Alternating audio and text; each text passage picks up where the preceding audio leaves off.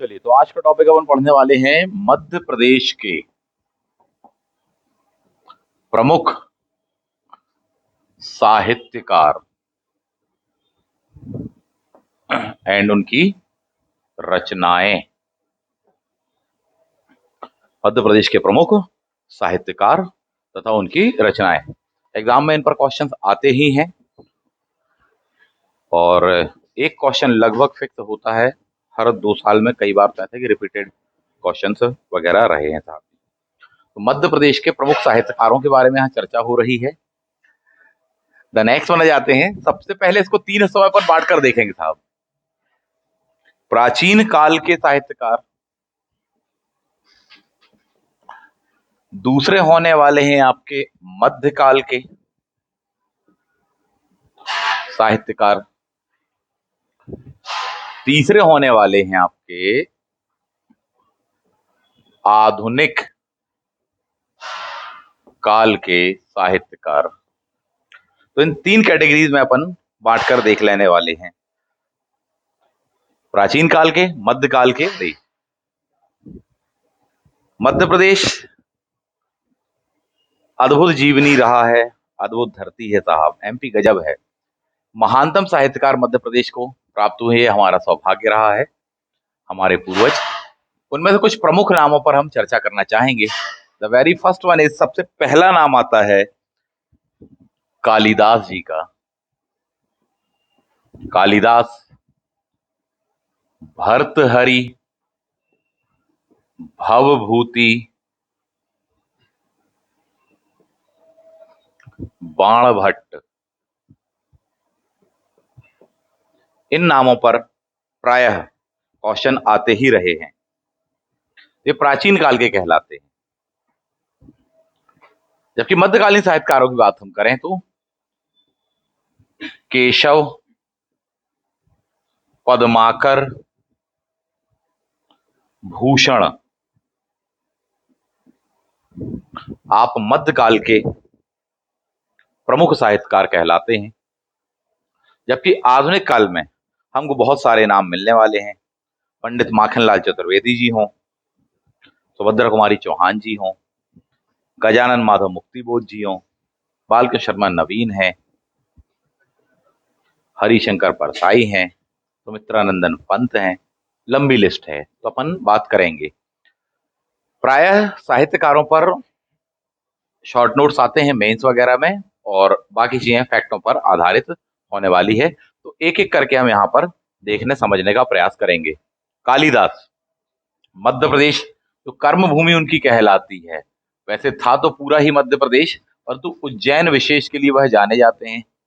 भगवान शिव के अनन्य भक्त माने जाते हैं। गुप्त काल की प्रमुख विभूति कहलाते हैं कालिदास महोदय। गुप्त काल का मतलब है कि लगभग 300 एडी से लेकर के बात हो रही है आपसे 600 एडी के बीच में। कालिदास का टाइम पीरियड समथिंग कहलाता है 5वीं शताब्दी समथिंग। द नेक्स्ट वन जाते हैं उज्जैन कर्मभूमि। गुप्त शासक चंद्रगुप्त द्वितीय, जिन्हें विक्रमादित्य की उपाधि के नाम से जाना जाता है, उनके दरबार में अपन थे साहब जी। अपनी 7 प्रसिद्ध रचनाओं के लिए जाने जाते हैं।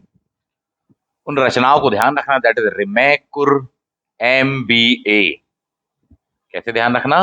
रिमैकुर MBA। री से होने वाला है, दैट इज ऋतु संहार। मे से मेघदूतम, कु से कुमार संभव, रा से Raghuvamsham, M for Malavikagnimitram,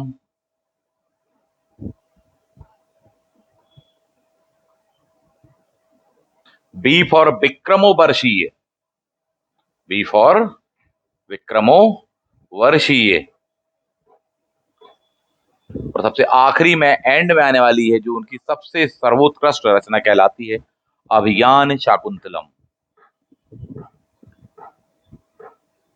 Shakuntalam, clear?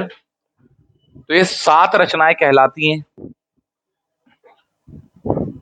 कुछ काव्य, खंड काव्य, महाकाव्य है ना, इन संदर्भ में भी चाहे तो आप बांट सकते हैं। क्वेश्चन आपसे यही पूछेगा, कौन सी रचनाएं कालिदास जी की हैं। भारत के शेक्सपियर भी कहलाते हैं आप अपनी रचनाओं के लिए। किस लैंग्वेज में लिखा, तो संस्कृत लैंग्वेज में लिखा।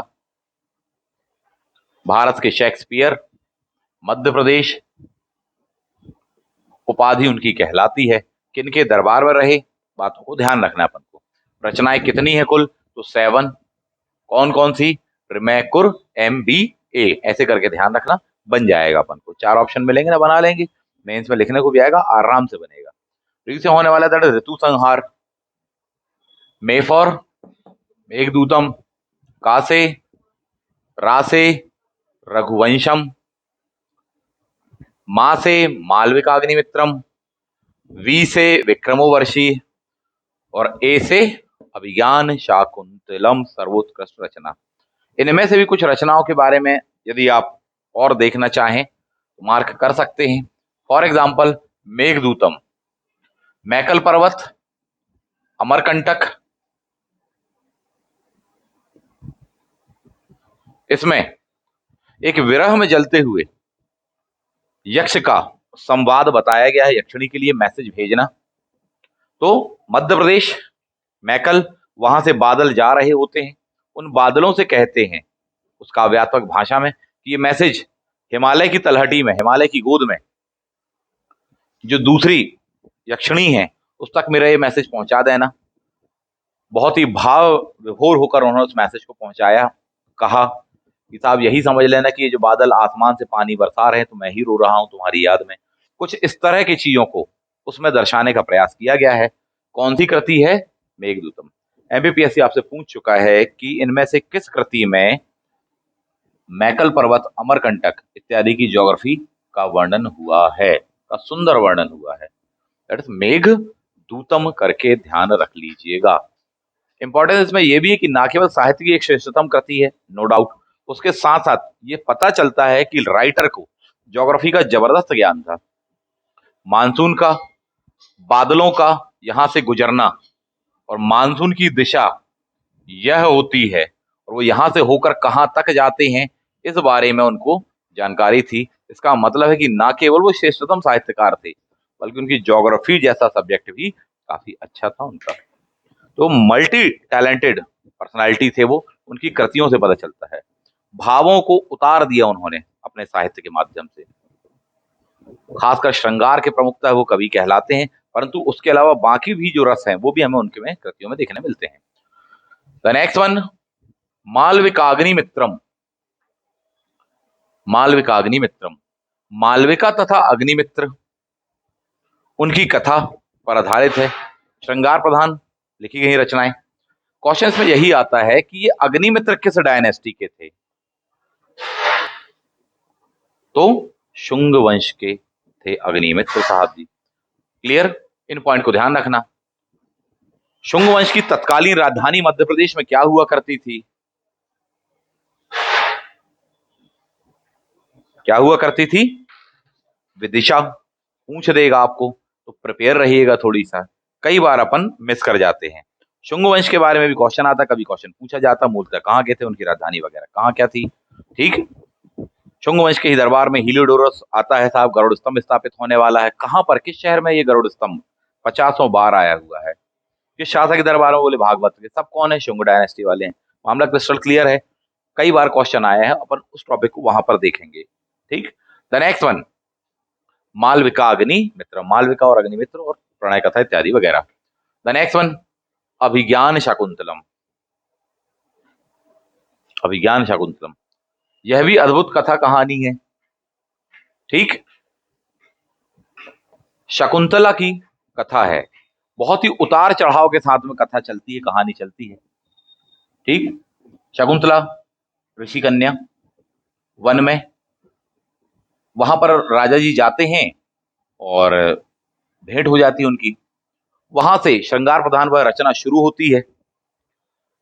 प्रकृति का अद्भुत वर्णन किया है, अर्थात जो बैकग्राउंड दिखाया जाता है वीडियोस वगैरह में, मूवीज वगैरह में साहब जी, चिड़ियों की चहचहाहट, ठीक, हवाओं का चलना, उसकी आवाजों का होना, पानी की कलकल इत्यादि, वो सारे वर्णन कालिदास महोदय ने अपनी कृति में किए हैं साहब। तो इससे समझ में आता कि भाव विभोर रचनाएं भी हैं, प्लस उतार चढ़ाव भी पूरी पूरी कथा में आते हैं। खासकर जब वो चले जाते हैं उनके पास से और वो कहते हैं कि आप आइएगा राजभवन, राजधानी, फिर वहां विवाह होगा। अपनी अंगूठी भी उनको देकर जाते हैं। इन्हीं उतार चढ़ावों के दौरान में एक ऋषि के शाप से वो उनको यह दिया जाता है, कहा जाता है कि बोले साहब वो तुम्हें भूल जाएंगे, क्षमा याचना होती है। वो कहते चलो ठीक है, उसमें कुछ कमी कर देंगे, बशर्ते वो अंगूठी आप उनको दिखा देना। बात फिर भी ट्रैक पर आ गई। आगे बढ़ते हैं साहब, वो मिलने के लिए उनसे जाती हैं, रास्ते में नदी में अंगूठी हो जाने वाली है साहब।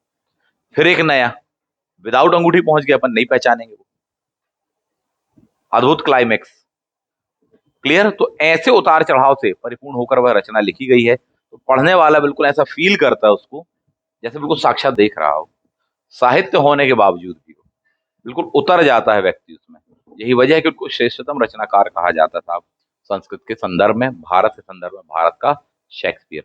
मामला क्रिस्टल क्लियर है। शेक्सपियर और कालिदास में अगर अंतर देखना हो आपको तो कई अंतर है। उनमें से एक अंतर है, कालिदास सुख प्रधान कवि हैं, सुखांत है उसकी रचनाएं, यानी एंडिंग कभी भी हैप्पी। अभिज्ञान शाकुंतलम में भी अंततः ये होने वाला कि जो अंगूठी खो गई थी एक मछली के पेट में चली जाती है, मछुआरा उस मछली को पकड़ लाता है, काट कर देखता है उसको मछली मिल जाती है, समझ जाता है राजा जी के, लौटाने पहुंच जाता है। उसी समय वो उनको पहचाने से मना कर चुके होते, बोले नहीं हम आपको नहीं जानते, क्या बोल रही मैडम आप। तभी वो अंगूठी सामने आ जाती है और ऋषि मुनि जी का जो शाप रहता है वह कम हो जाता है। अद्भुत घटनाएं यदि आप देखें, उतार चढ़ाव, एंडिंग क्या हुई अंततः हैप्पी एंडिंग। कालिदास महोदय हैप्पी एंडिंग वाले कवि हैं, सुखांत है रचनाएं। शेक्सपियर की दुखांत है साहब। मामला क्रिस्टल क्लियर है। थोड़ी सा ध्यान रखना, इतने सेक्शंस में से मेरे ख्याल से क्वेश्चन अपन को बन जाना चाहिए। बाकी पढ़िएगा। द नेक्स्ट वन, अगले हैं राजा भर्तहरि। भर्तहरि नहीं है, पहली बात, मैक्सिमम बच्चे स्पेलिंग गलत लिखते हैं। भर्तहरि,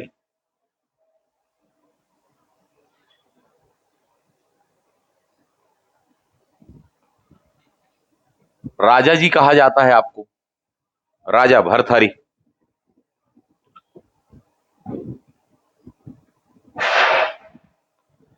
तीन सबसे फेमस रचनाएं कहलाती, तीनों में लगाया है शतक।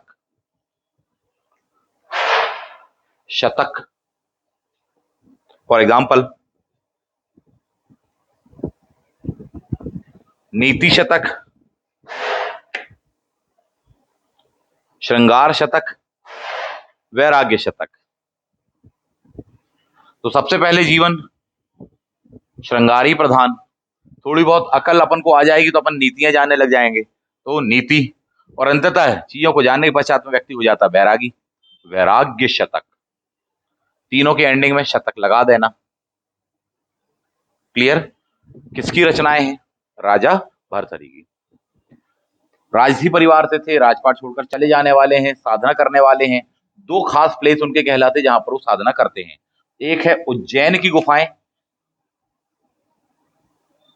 तो राजा भर्तहरि की गुफाएं कहलाती हैं, जबकि दूसरी हैं वाराणसी।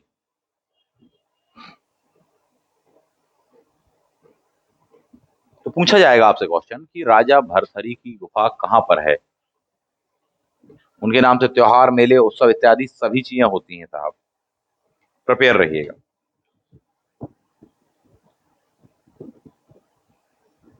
द नेक्स्ट वन, आगे बढ़ते हैं।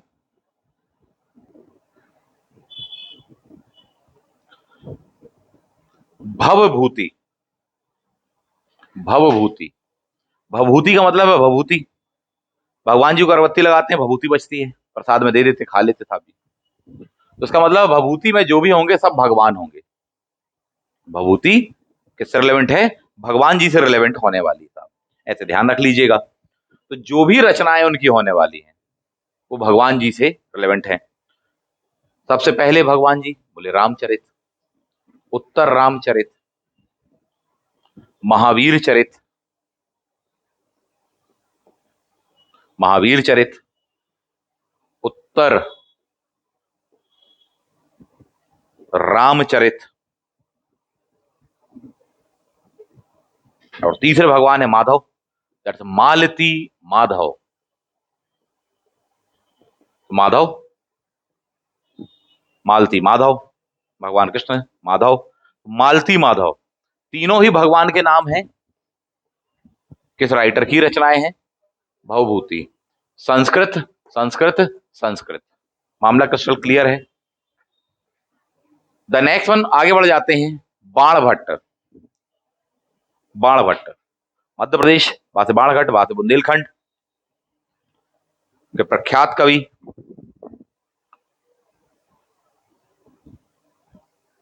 द नेक्स्ट वन, बाणभट्ट उत्तर या परवर्ती गुप्त काल के कहलाते हैं। राजा हर्ष के दरबार में थे। किसके? राजा हर्ष के दरबार में थे।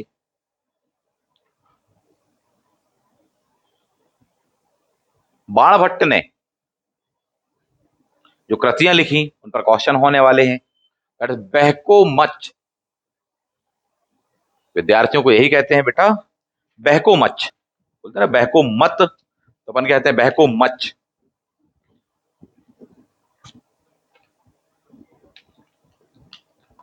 बहको मच, वहां से बाणभट्ट।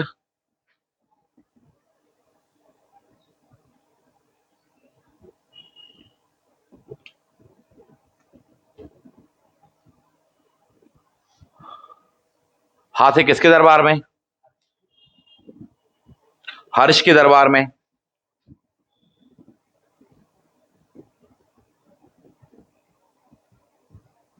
का से सबसे फेमस कृति कहलाती है, दैट इज कादम्बरी।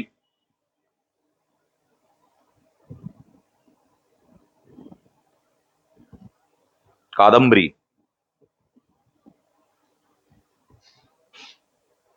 मां से मुकुट तड़ित। चा से चंडिका शतक।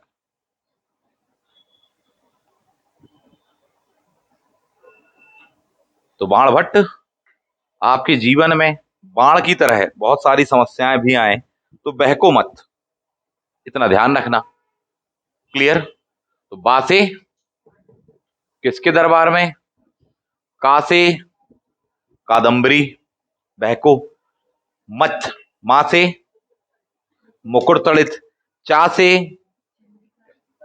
चंडिका शतक। मामला क्लियर है? तो बनना चाहिए, प्रयास करोगे तब बनेगा। अपन सोते सोते से पढ़ रहे होंगे तो नहीं बनेगा, क्लास में पार्टिसिपेट करना पड़ेगा आपको, चाहे आप ऑनलाइन में हो चाहे ऑफलाइन में हो। और जितना शांत होकर पढ़ रहे हो, दिमाग उतनी कम एक्टिव अवस्था में, ये भी ध्यान रखना, क्योंकि आप अपने आप को उससे जोड़ नहीं पा रहे, अपने आप को उससे एंटरटेन नहीं कर पा रहे। केवल रट्टाफिकेशन काम नहीं आ पाएगी, समझ लीजिएगा चीजों को। बहुत ही टेक्निकल वे में पढ़ना पड़ेगा, बहुत बड़ा सिलेबस है। चलिए आगे बढ़ जाते हैं। तो बाणभट्ट के संदर्भ में अपन देखें, इन बातों पर अपन ने गौर कर लिया। आगे कभी को कोई टफ क्वेश्चन होगा तो इनको रिलेवेंट कर लिया जाएगा। पहली बात तो लैंग्वेज, संस्कृत। लाइन से लैंग्वेज क्या है? संस्कृत होने वाली है, प्राचीन कालीन। अब इसमें जो टफ क्वेश्चन होगा वो क्या हो सकता है? पहली बात तो इतनी जो चीजें बताई गई, या तो उन पर क्वेश्चन होगा, या फिर क्वेश्चन ये होगा कि एक काम करो साहब, प्राचीन भारत के, प्राचीन मध्य काल के, मध्य प्रदेश के जो प्रख्यात ये 4 कवि हैं, इनको असेंडिंग ऑर्डर में जमा दो, यानी सबसे पहले से बाद के क्रम में। पहले से बाद के क्रम में तो क्या ऑर्डर बनेगा? Option A 2 1 3 4, option B 1 2 3 4, option C 3 2 1 4, option D 4 3 2 1, ऐसे करके असेंडिंग ऑर्डर पूछा।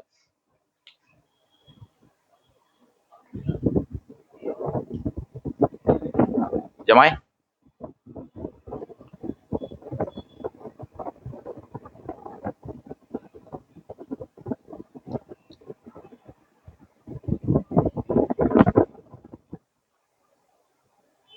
नहीं आएगा क्वेश्चन तो 1 2 3 4 ऐसे ही बोल रहे हैं ना, तो ये तो है गलत। पहले ही जान लो। तो राजा भर्तहरि कहलाएंगे सबसे पुराने। क्लियर? सबसे पुराने राजा भर्तहरि। उनके पश्चात में आएंगे कालिदास जी, तो आप लिखेंगे सबसे पहले 2 आएंगे, फिर आएंगे कौन, 1 आएंगे। क्लियर? फिर उनके भी पश्चात में आने वाले हैं भवभूति जी, और उनके भी पश्चात में आने वाले बाणभट्ट। यही टेक्निक अपनाना एग्जामिनेशन हॉल में। जब भी इस टाइप के पैटर्न का क्वेश्चन मिले तो अपने हाथ से अलग लिखना बेटा। अगर आप यहीं के यहीं मिलाते रहोगे ना तो सही उत्तर मालूम होने के बावजूद ही नहीं बनेगा, पहली बात। और मैक्सिमम इस टाइप के क्वेश्चन में सही उत्तर मालूम होता नहीं है सभी का, मैक्सिमम टाइम। इसलिए क्या करना, जब भी इसको सॉल्व करना, ये जो हमने तरीका अभी अपनाया, जो आपने देखा, हमने अलग से लिखा कि अपना गणित लगाओ, अपनी समझ विकसित करो। पहले क्या आना चाहिए, पहले 2 आना चाहिए तो 2 लिख लिया, फिर उनके पश्चात में क्या आना चाहिए तो अपन ने वो चीजें लिख ली साहब जी, है ना।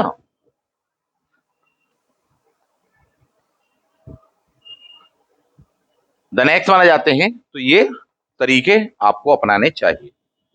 चलिए द नेक्स्ट वन आ जाइए, मध्यकाल के प्रमुख साहित्यकार, लेखक, कवि आदि।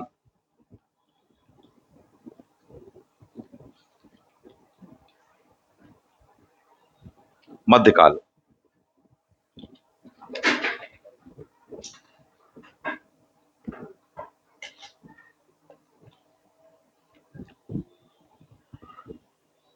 सबसे पहले आ जाएंगे अपन केशव। केशव का से केशव, का से कठिन काव्य के प्रेत हैं। कठिन काव्य का प्रेत कहा जाता है इनको, ये उनका टाइटल है। रीजन, बहुत ही छंद, बहुत ही अत्यधिक अलंकारों का उन्होंने साहित्य में प्रयोग किया है, इसीलिए आप उन्हें कठिन काव्य का प्रेत बोलते हैं।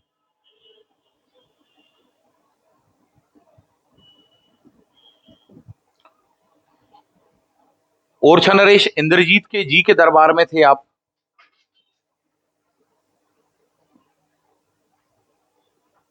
ध्यान रखना, कवि को पूछ दे।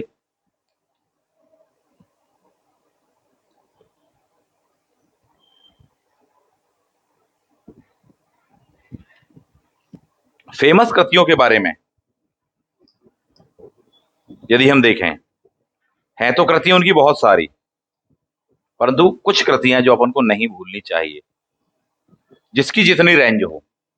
मान लो 10 कृतियां उनने लिखी हैं, आपको लगता है आप 5 याद कर सकते हो, तो मोस्ट इंपॉर्टेंट वाली 5, बोले नहीं सर हम तो 2 ही याद कर पाएंगे, तो आप 2 याद रखना मोस्ट इंपॉर्टेंट वाली, वो आपको आना चाहिए। नहीं आता तो सीखो, पूछो, बताया जाएगा। बोले सर हम 2 भी याद नहीं रख सकते, हम एक ही याद रख सकते हैं, तो आपको बताया जाएगा कि साहब इनमें से सबसे मोस्ट जो है, जो ज्यादा एग्जाम ओरिएंटेड है, वो कौन सी है। फॉर एग्जाम्पल आपसे बाणभट्ट की बात करी जाए, मैक्सिमम टाइम आती का से कादम्बरी आने वाली, तो चुनना सीखो, ज्यादा से ज्यादा याद रह जाए आपको, अच्छी बात है, क्योंकि आपके एग्जाम की पद्धति यही है सर, आपको मार्क्स अधिकतम स्कोर करने हैं, मेहनत तो करनी ही पड़ेगी, परंतु फिर भी एक विकल्प लेके चल सकते हो कि नहीं सर बहुत कृतियां हैं तो अपन कुछ कम, तो प्रमुख पहले, बाद में अन्य को पढ़ के गुजर जाइए सर। केशव की सबसे खास कृति कहलाने वाली कवि प्रिया। पहली चीज कवि प्रिया, कहां से केशव, केशव किस भगवान जी का नाम है, माधव, कृष्ण, केशव। वो अपनी तीनों कालों के लिए, जीवन के स्टेजेस के लिए काफी फेमस कहलाते हैं। कौन, केशव। बाल्यावस्था वात्सल्य रस के लिए है, युवावस्था बोले कन्हैया, ठीक, उसके बाद की अवस्था बोले साहब पूरा महाभारत इत्यादि मैच्योरिटी, उनसे बड़ा कोई डिप्लोमेट नहीं हुआ आज तक, ठीक, उनके जैसा ज्ञान ही नहीं हुआ, गीता सार सारी बातें। तो अलग अलग स्टेजेस, तो एक स्टेज उनकी यह भी है कि वो कवि प्रिया, प्रिया के प्रिय थे, ऐसा ही है। तो कवि प्रिया, का से केशव, और प्रिया वाला वर्ड आपको भगवान जी कृष्ण में मिलता है कि राम जी में, कृष्ण जी में। क्लियर? तो केशव की क्या होने वाली है, कवि प्रिया, ऐसे करके अपन रिलेट करके याद रख लेंगे। रसिक प्रिया, रसिक प्रिया तो भी ये सेम नाम, दैट इज रसिक प्रिया।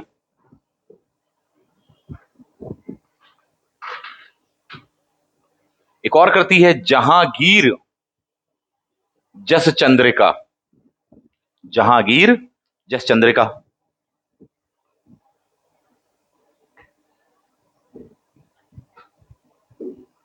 जहांगीर भी अपने जीवन प्रारंभिक जीवन काल में रसिक टाइप के थे, जब चाहे जब कभी अनारकली और न जाने क्या क्या पढ़ते हो। प्रिया प्रिया, क्लियर, प्रिय। ऐसे करके अपन उनको देख लेंगे तो अपन को दो चार कृतियां उनकी याद रह जाने वाली है। द नेक्स्ट वन जाते हैं, विज्ञान गीता। गीता किसने कही? भगवान कृष्ण यानी केशव ने। तो विज्ञान गीता। कठिन काव्य का प्रेत कहा क्योंकि छंदों का बहुत अधिक मात्रा उपयोग किया। तो छंद माला भी किसकी कृति है? केशव।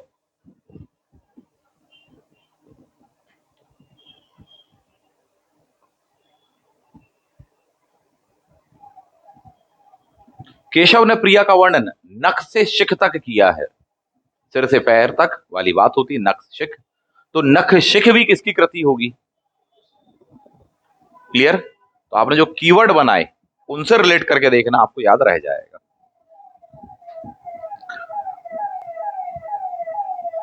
एक और कृति है रतन बावनी। रतन बावनी, ऐसे 52 रतन हुए होंगे, तो रतन बावनी। 3-4 ध्यान रखना, कवि प्रिय ध्यान रखना, छंदमाला ध्यान रखिएगा, ठीक। ओरछा नरेश वाली बहुत ध्यान रखिएगा, राय प्रवीण वगैरह अपन देख सकते हैं। द नेक्स्ट वन, आगे बढ़ जाते हैं, भूषण। Bhushan, Bhushan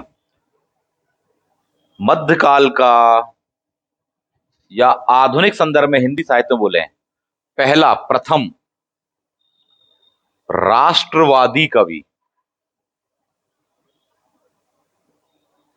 that is Bhushan.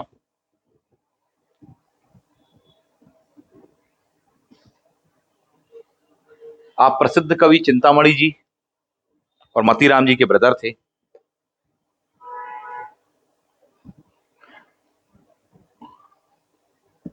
राजा छत्रसाल के दरबार में आप रहे। राजा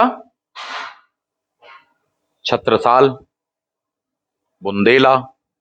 बाद में आप शिवाजी, छत्रपति शिवाजी महाराज के दरबार में रहे आप।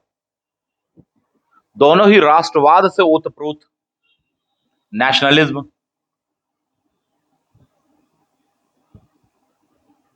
उन पर ही लिखी हैं आपने कृतियां।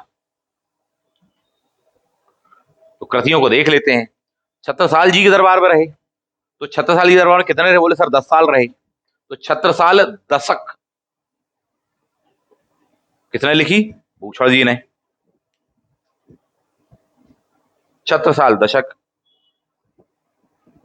कैसे लिखी? बड़े उल्लास से। भूषण उल्लास, भूषण हजारा। बाद में शिवाजी के भी दरबार में थे, शिवाजी का शॉर्ट नेम शिवा, तो शिवा बावनी। शिवा बावनी।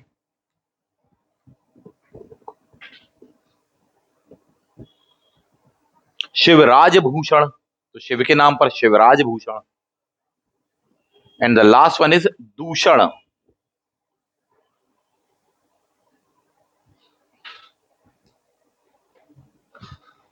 आप दोनों का तत्कालीन कंटेम्पररी शासक कौन था जिसके साथ में संघर्ष होना है? दैट इज औरंगजेब और उसकी नीतियां। क्लियर। चाहे छत्रसाल की बात करें, चाहे छत्रपति शिवाजी महाराज जी की बात करें अपन। क्लियर। द नेक्स्ट वन, आगे बढ़ जाते हैं। तो आपने लिखा, राष्ट्रवाद से ओतप्रोत होकर लिखा, नेशनलिज्म को बढ़ावा दिया। यहां ध्यान देने वाली बात यह है कि औरंगजेब की ऑब्वियसली आलोचना की गई होगी, क्योंकि आप तो उनके अगेंस्ट वालों के दरबार में हैं। आलोचना की गई, ये बात सही है, पर महान बात इसमें ये है, इस आलोचना में महानता ये है कि औरंगजेब की आलोचना उसके जाति, धर्म इत्यादि के आधार पर नहीं की गई है। आपने उसकी आलोचना, उसकी जो नीतियां हैं, जो देश को विखंडित करने वाली हैं, तोड़ने वाली नीतियां हैं, भेदभाव परक नीतियां हैं, उनके आधार पर की है उन्होंने। अर्थात उसकी नीतियां, उसकी प्रशासनिक, उसकी गलत प्रशासकीय नीतियों की आलोचना की है, धर्म इत्यादि वगैरह की आलोचना वो आधार नहीं बनाया है। नहीं तो प्रायः लोग धर्म को लेकर ऐसा कुछ किया ही नहीं है। आलोचना तार्किक की है, और उन्होंने आज भी उनके साहित्य को पढ़ा जाए तो ये चीज हमें देखने को मिल जाने वाली है। भूषण विशेषकर कहलाते हैं रीतिकालीन कवि।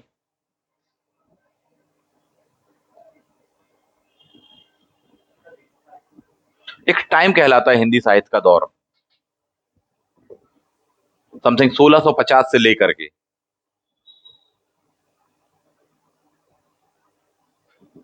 1850 तक का जो दौर कहलाता है। प्राय इसमें श्रृंगार परक रचनाएं लिखी गई, चरित्र लिखे गए, राजाओं की प्रशंसा में लिखे गए।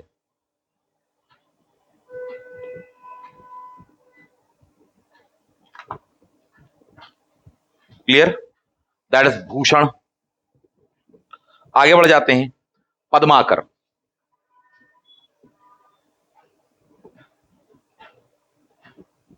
पद्माकर सागर बुंदेलखंड, सागर शहर पद्माकर के लिए जाना जाता है।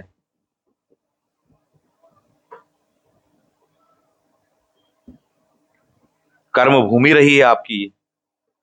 आप भी रीतिकालीन प्रसिद्ध कवि रहे हैं, विद्वान रहे हैं। पद्माकर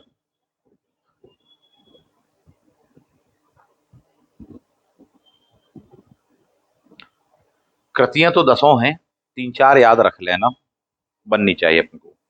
पहली पद्माकर ने लिखी है पद्माभरण। पद्माभरण नहीं भूलना। अलीजाह प्रकाश,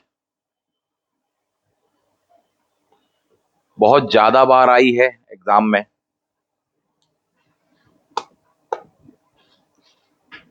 अलीजाह प्रकाश, राम रसायन, गंगा लहरी, प्रबोध पचासा,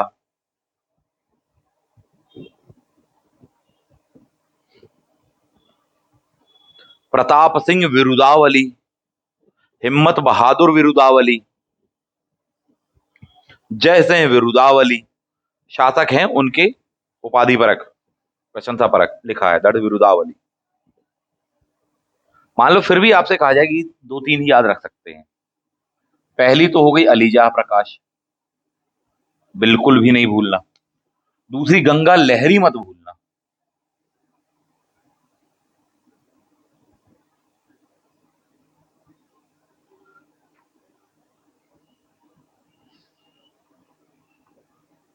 प्रताप सिंह विरुदावली,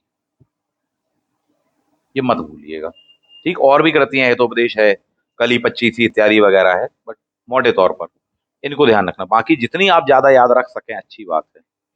चलो, पद्माकर, पद यानी पैर, पद्माभरण तो पद्माकर से पद्माकरण भरण कर दिया अपन ने। पद पढ़े, गुरु के पद पढ़े तो जीवन में प्रकाश आ जाए, तो पद प्रकाश। बोले गुरु गोविंद दो खड़े, बोले आप ही अली हैं, अलीजाह प्रकाश। क्लियर? पद ऐसे रिलेट करके रखिएगा। उसके पास में ही, उसके पद में ही गंगा है। क्लियर? तो उसके पद में ही गंगा है। बोले साहब दक्षिणा के बिना ज्ञान अधूरा, जो मांग लेंगे वो दिया जाएगा। बोले अंगूठा दे दो, दिया जाएगा, दिया जाएगा। गलत है सही है वो एक अलग है, परंतु मांगा है तो दिया जाएगा। आपके पद में हाजिर है, तो पद माकर। ज्ञान की गंगा वहीं से, मामला क्रिस्टल क्लियर है। तो पद्माकर, गुरु पद्माकर के नाम से आप ध्यान रख सकते हैं। गुरु क्या करता है? ज्ञान रूपी गागर में सागर भर देता है। कौन से डिस्ट्रिक्ट के थे? सागर। मामला क्रिस्टल क्लियर है अपन को। तो 3-4 पॉइंट जो आपको बता रहे हैं, रिलेट करके रखना, अपन को बन जाने वाला है। द नेक्स्ट वन, आगे बढ़ते हैं। आधुनिक कालीन।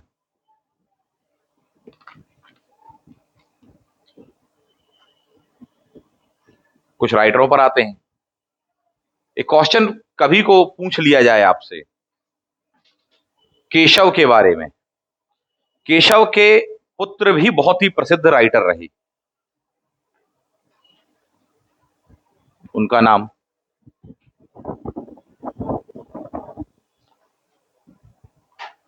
तो ये कौन करेगा होमवर्क? ये आप करेंगे होमवर्क।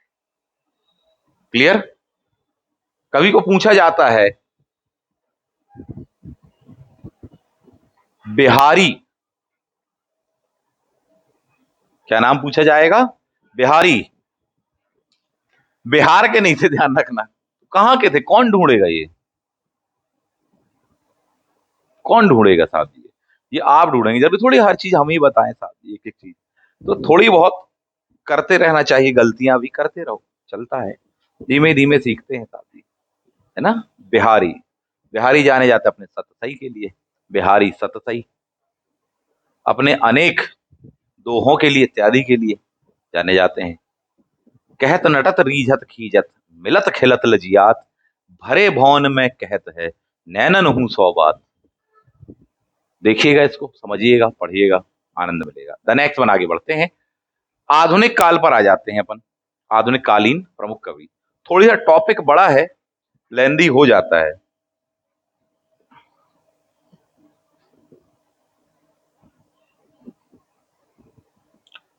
आधुनिक कालीन जो कवि हैं वो अपन देखेंगे अगली क्लास पे, क्योंकि इतने ही पचा लें। क्योंकि खा लें एक अलग बात है, उसको पचा लें वो और अलग बात है, और भी अच्छी बात है साहब।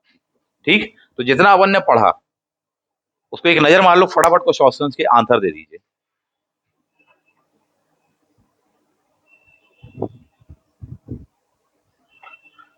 चलिए, तो कुछ प्रश्नों के उत्तर फटाफट देते हैं।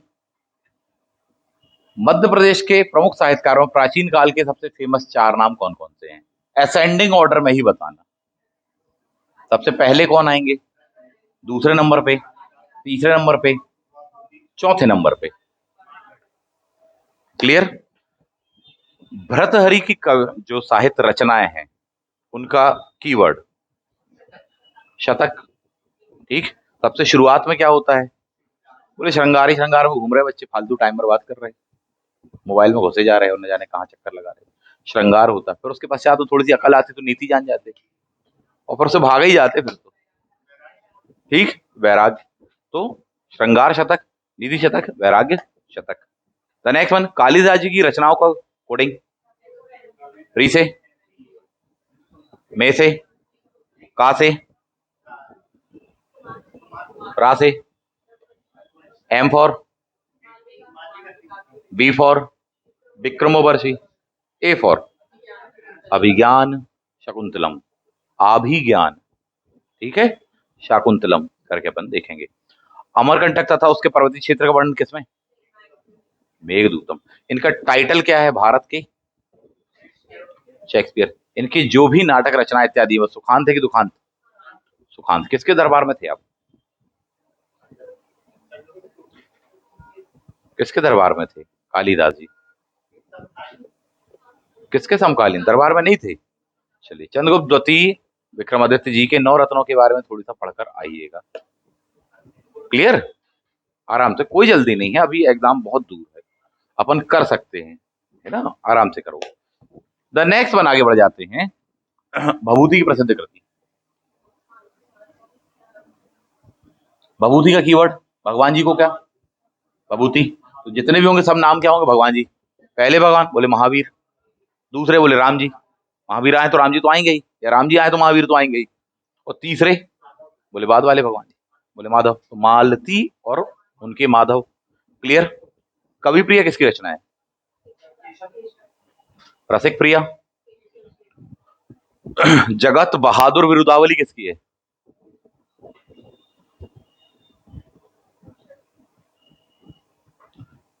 पक्का भूषण की है। प्रताप सिंह विरुदावली, जगत बहादुर विरुदावली, पद्माकर की तो नहीं है। कोई दिक्कत नहीं है, पूरी दुनिया गोल है, इस तरह से गोल गोल घूमते हुए ही पढ़ते हैं बच्चे। आएगा, बनेगा, प्रयास जारी रखें। द नेक्स्ट वन आ जाते हैं।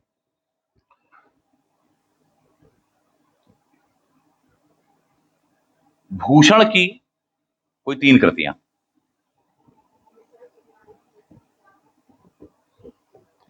किन 2 के दरबार में रहे? छत्रसाल जी और शायद, तो छत्रसाल जी के ऊपर कौन सी लिखी?